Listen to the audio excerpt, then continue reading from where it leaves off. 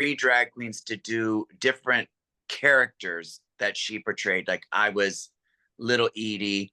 When they had Julianne Moore on, I was the character from Boogie Nights.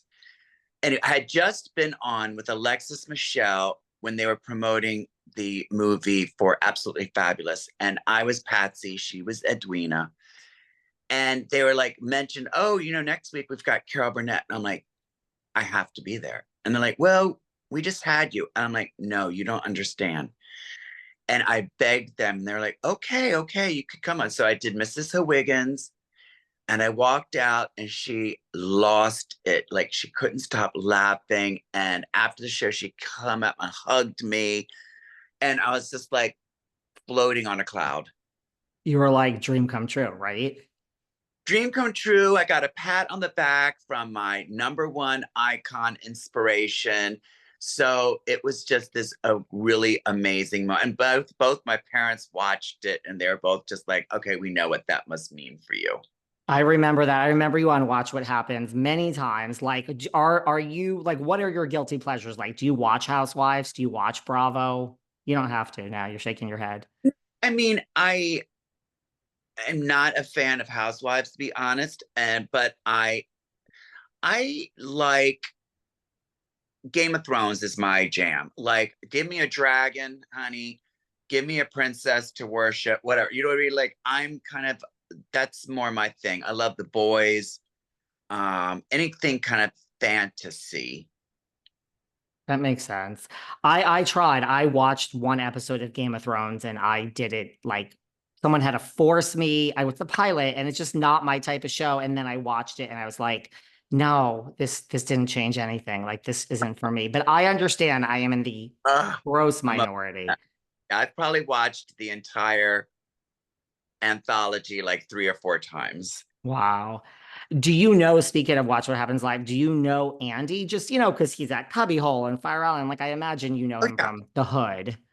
from the '90s. I mean, he used to Yeah. come to our show, and yeah. I mean, I can't say I'm friends with him, but whenever I was on the show, he was really sweet. Would come into the dressing room just to say hi, and very, very, very kind.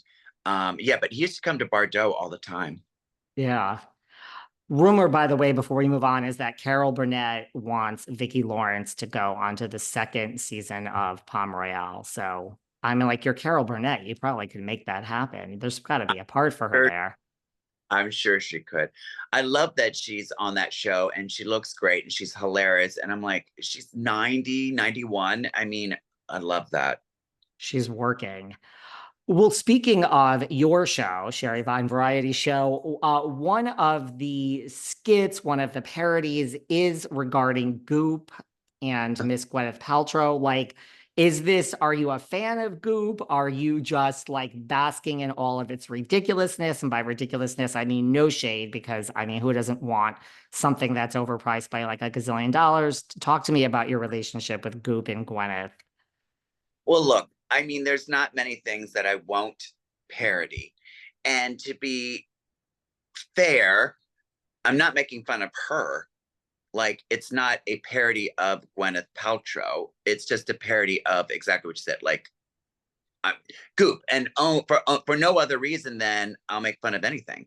So it's called Gape, and you can use your imagination where it goes.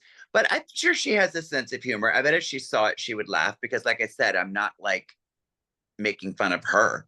It's Right. just these products that would be, under the umbrella of Goop, which of course would never happen. But maybe, who knows, if it's a vagina scented candle, why not? It could. There's a world where it could work.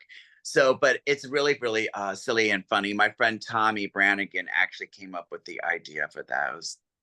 So funny. So funny. You did come up, we've talked about it, like at a time, before Drag Race, a different time in drag. Like, how do you think drag has changed throughout the years since you started? Or I should say, the 90s was a different decade. And like, what do you think of drag today? Well, it's fun. Jackie and I have talked about this, and where no one when we started doing drag, no one would ever be like, oh, I'm going to do drag because I want to be rich and famous. I mean, it just wasn't possible. It wasn't in the realm of possibility at that time. It was a fringe art form, and you really had to have a calling for and a passion to do drag. You had to. I mean, we were working 7 nights a week just to pay rent to live in Manhattan. So because of RuPaul, the first supermodel, and then Drag Race, it certainly has opened so many doors. So the plus is that it's become a legitimate art form. It's been monetized. There's now TV and film and so many more opportunities. So that's great.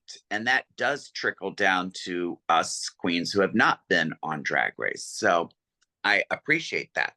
But, there is kind of a sense, not a sense, but there is kind of, I still love a queen that can make me laugh or inspire me or something on stage. So I don't care what your look is or how old you are or whatever the gender. I don't care about any of that. I care about if it's entertaining. So That yeah, makes sense. You like a comedy queen. it doesn't even have to be comedy. I mean, I can watch a drag queen that can really, really dance or do magic or whatever it is, just a something, an act. So, and be entertaining. And so, I mean, back in the day, we called them faux queens, which are cisgender women performing in drag. So I've always been a fan of that. Like Phonique from San Francisco, I was obsessed with. I loved her. And so it's never been about that. It's just been about whether it's entertaining or not. Do you think like nowadays, baby queens, like that is the goal? Like it's just you are like to your point, like do you get into drag now? Yeah, because you love it, but is the goal really, you think, for every baby queen, like we have to go to Drag Race at some point? Well, yes. I mean, it's changed because now I don't know if you, and I'm not talking about anyone specifically. I'm just saying I don't know if you have to have a passion or a calling to do drag now as much as, oh, I can do that. I want to be famous. I want to be on TV.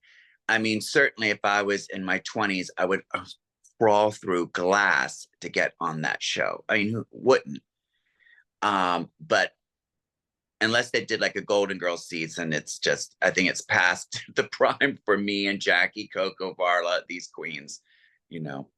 Do you think, because you mentioned supermodel and that really was a big thing. Like, do you think RuPaul, I'm just curious what your opinion is. Like, do you think RuPaul like single-handedly with that and then Drag Race like changed drag, like made it mainstream, or am I just being dramatic and overstating RuPaul's effect? No, oh my God. I I recently told this story. I can't remember I told the story, but I was living in the East Village on Avenue C when Supermodel came out, and it was still super sketchy.